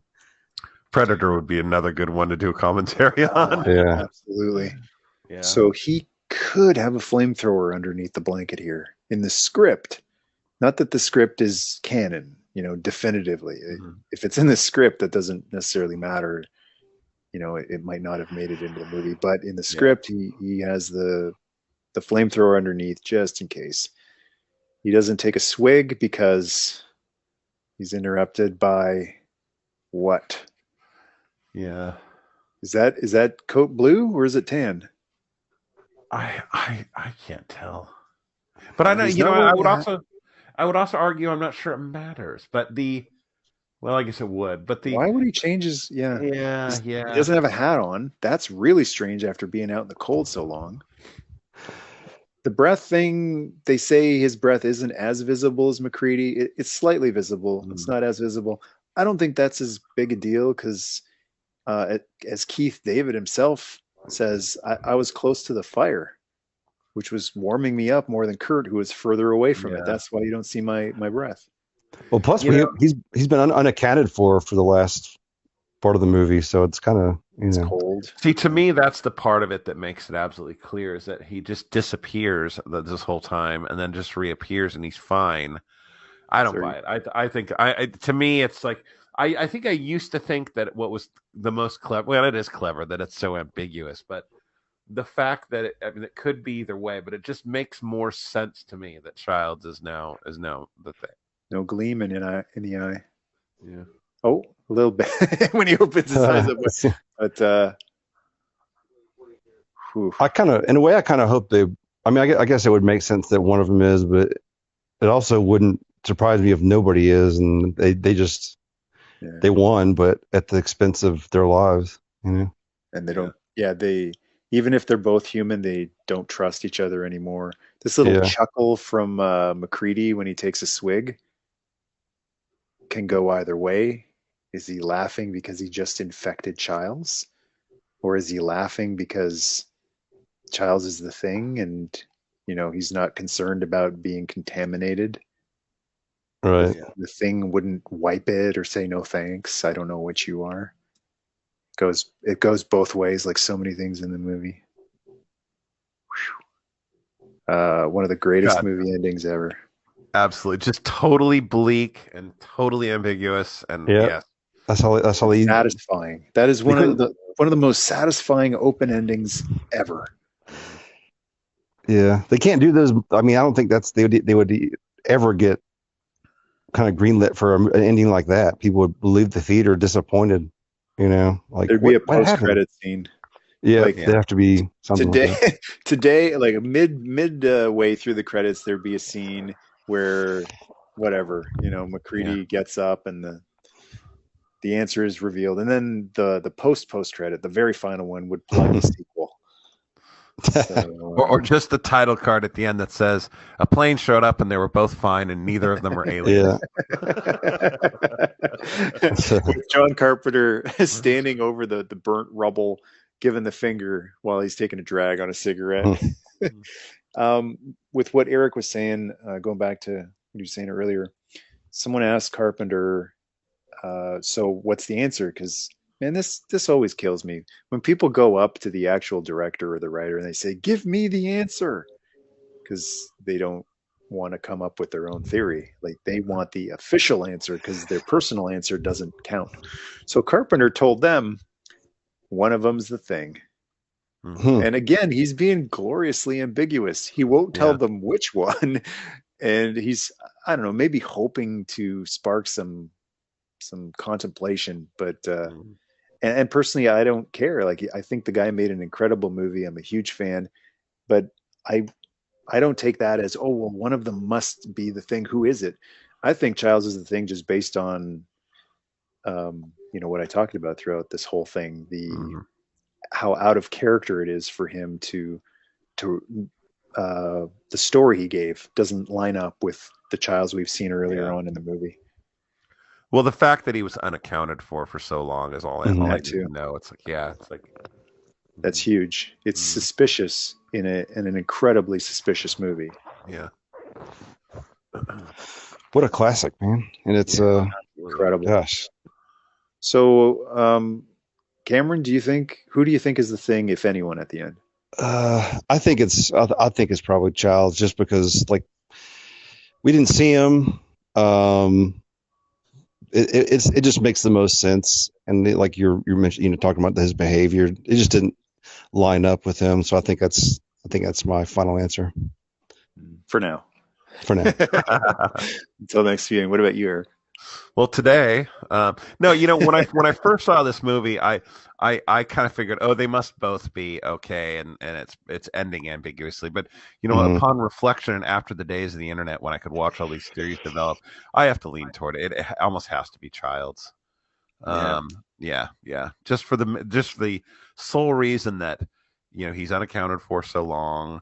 His story doesn't make sense. To me, it's all the evidence I think I needed. Yeah, I was that way for a long time, thinking they're both human. And then when I saw the prequel, I went, well, I'll take that part of the prequel as my canon. The whole can't replicate piercings and gold teeth fillings and stuff. So that just further supports. And it's weird. Just this past couple of months, I'm like, hey, something's off here. Something's not quite lining up, and just noticing so many more things that I've never noticed before. So it's not an easy breezy movie. It's one that you can really, really look closely and notice tons of little detail. John Carpenter made this thing to be watched 10 times or 50 times or 100. He made an incredibly rewatchable movie here with tons of little things.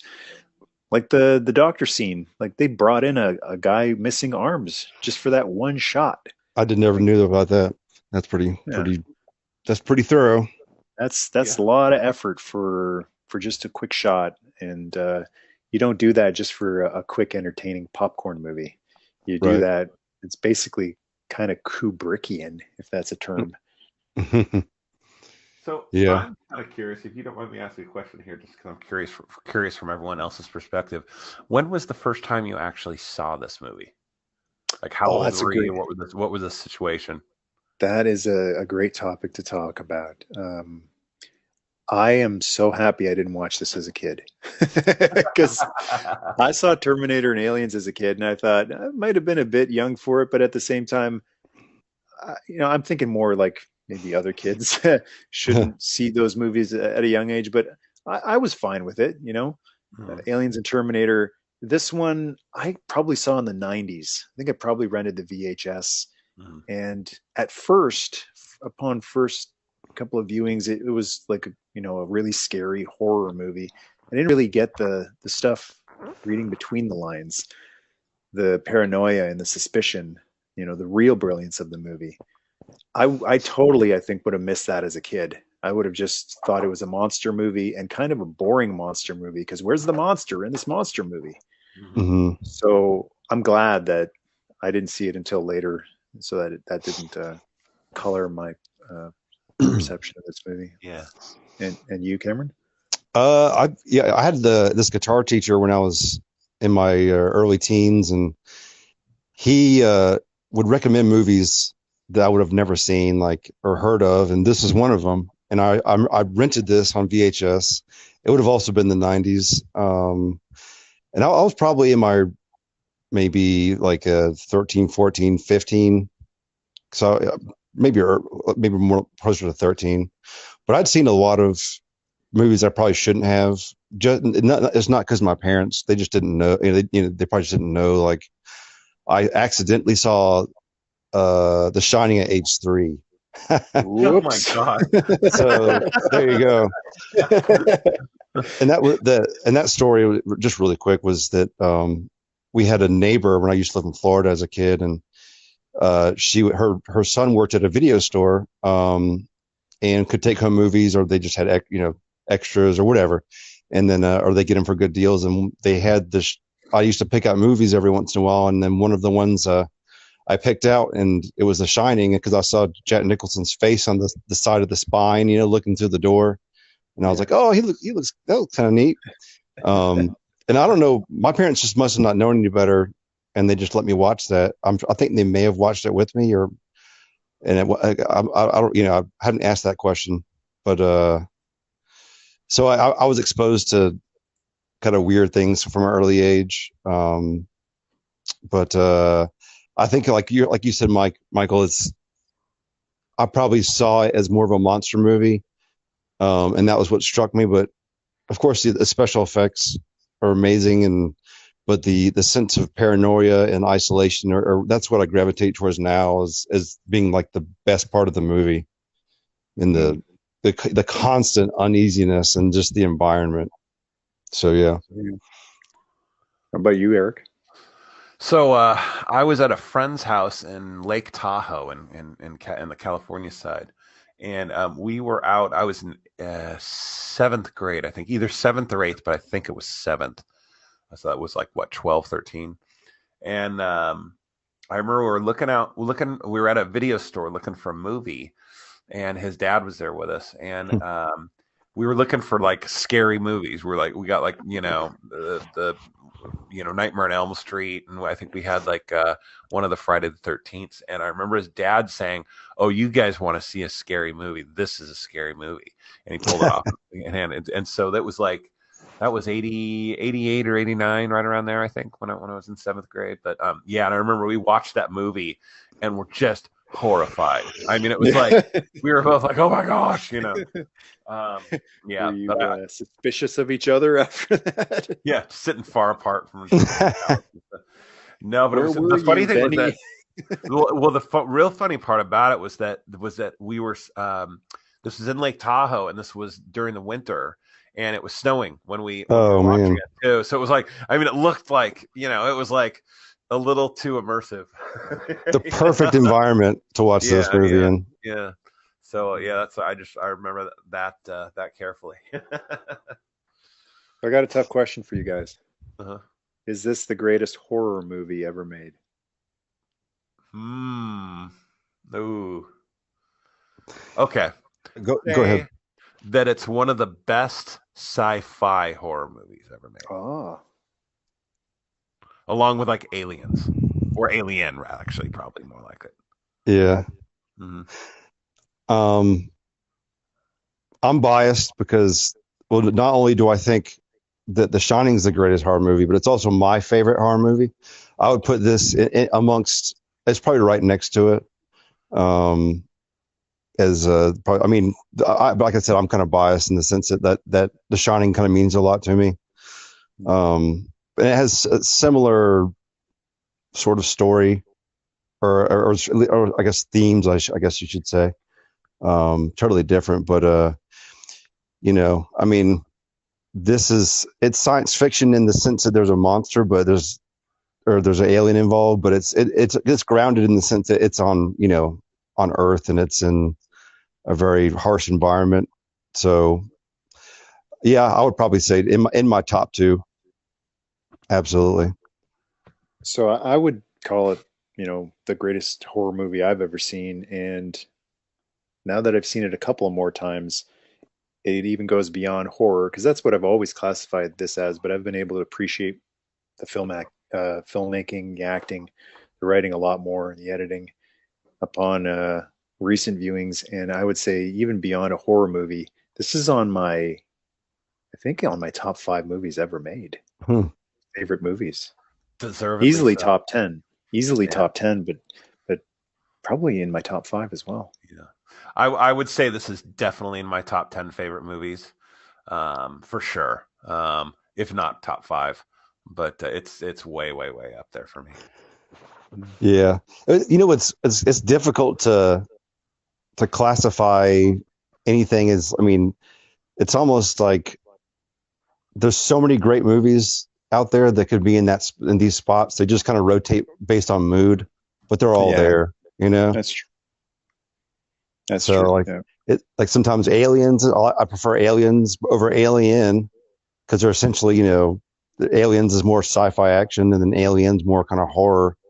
And other days I kind of prefer Alien. So it just kind of depends. But yeah, it's it's one of the greatest movies ever made. Absolutely, and just looking at all the achievements, and it's still rewatchable to this day. I mean, rewatchable. It's not like a one and done thing where you get it all, like you're saying, Michael. It's so rewatchable and it's so deep and there's so much nuance to it, and that's the sign of like an all time classic. And so much more to it. I mean, every time you watch it, there's so much more. And just going down the literary rabbit hole, I just read Who Goes There, which was fantastic. Looking forward to reading Frozen Hell. Mm-hmm. And also this being based on a short story from the 30s, 1930s. I can see influence in so many other classic, iconic sci-fi stories. Like the whole concept of Blade Runner. Am I real or am I a replicant? That's Mm-hmm. right from Who Goes There. Like that's right from the story where they don't know, am I the thing or not? I'm pretty sure I'm human, but I might not be. I don't know when that would have happened. I took a nap. Like, so it's just incredible to find out how much more was influenced, not just by this movie that Carpenter made, but by the original story that it's derived from. Right. Well, that's a really powerful theme too. That whole idea that something is not as it seems, and you can look at that whole phenomenon of uncanny valley and how people feel unsettled if something is not quite or doesn't fit the definition, or you can tell it's not quite human. That's like a primal fear, and I think that whole idea of something that seems like what it is but isn't, and is just off that little bit, and that's like a very instinctual, deeply ingrained sort of a trait I think humans have. Yeah. And I think that's one of the reasons it's so scary. Uncanny is a great word for it, because it's uncanny in the kind of something's not quite right here sense of it. Uncanny Valley. I mean, like when they de-aged Jeff Bridges in Tron Legacy, Jeff Bridges, who appeared in another Carpenter movie, Starman. But when they de-aged him in Tron Legacy, I think that was the perfect use of it, because Clue was supposed to be uncanny and unsettling. You're supposed to look at him and go, something's not quite right here. This isn't Kevin Flynn. So I see. And some people say it's terrible CGI, but I loved it. I thought that's exactly how he was supposed to not just look, but feel. Something was supposed to feel off about Clue. But when you see actors resurrected from the dead appearing, it's, it's sweet to see them again. It pulls at the heartstrings, and it's nice nostalgia to get another moment with some of our favorites. But at the same time, there's something a little off about it. So did anyone see, and if you're at all concerned about spoilers of any kind, just, and I'm talking to the listeners, just plug your ears for just a second. Ghostbusters. Already now. Yes. Did anyone see Ghostbusters Afterlife? I have not seen that one yet. I don't want to, but I don't want to. I will say nothing. Okay. Sorry. I'm sorry. It's okay. It's all right. It's all right. It's all right. We'll talk about it when we sign off, Eric. Yeah. I haven't seen it. I know everything that happens, and I know exactly what you're thinking. Yeah. Cool. Well, gents, that was a blast. I was pumped to the max to watch this again, and man, it's just one of the most satisfying. It's like watching Jaws. It's just awesome. Just awesome movie, and I'm actually looking forward to watching it again, maybe next year, maybe not again in a month, but it's just such a great movie, and I appreciate you guys sitting in on this one. Oh, absolutely. Yeah, yes. Thank you again for putting these on. This is always good fun. Yeah, thanks for having us. Awesome. Anything you guys want to plug? Not really. I always got my Instagram, Uncle Deluxe Art. Just keep following Michael Mercy. He's the man. So always enjoying his stuff. Big second to that. Yeah. I think just happy to be a part of a part of the journey, I guess you should say. Yeah, it's always fun. Always fun. Appreciate that. Folks out there, if you want to listen to some good tunes, check out At My Weapon. They're on you got website, Bandcamp, Facebook page? Oh, just look up At My Weapon on Spotify, and and I got a new project coming out. It's not quite out yet, but I did a 3-song instrumental sort of project that it will be on. But I haven't, it's going to be, I think, released Christmas Eve, but I'm not saying anything. So, so I guess it's a non-plug. So it's not. we'll keep an eye on that. Okay. I'm secretly hoping for a tune that just goes. Dum, dum.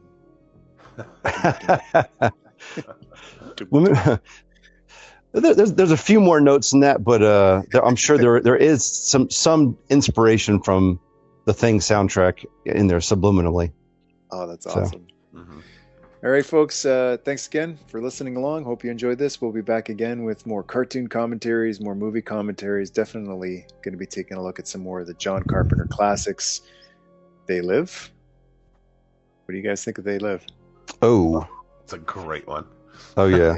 And Meg Foster's in it. She was kind of my 80s crush. So yeah, awesome. Thanks for listening along, guys. Thanks again for joining me. And in the comment section, I want to hear what you guys think. Childs, McCready, either of them, neither of them, who's the Thing, and other Thing thoughts. Leave them in the comments below. Thanks for listening along, and until next time, Nerdmas Day. Nerdmas Day. Nerdmas Day.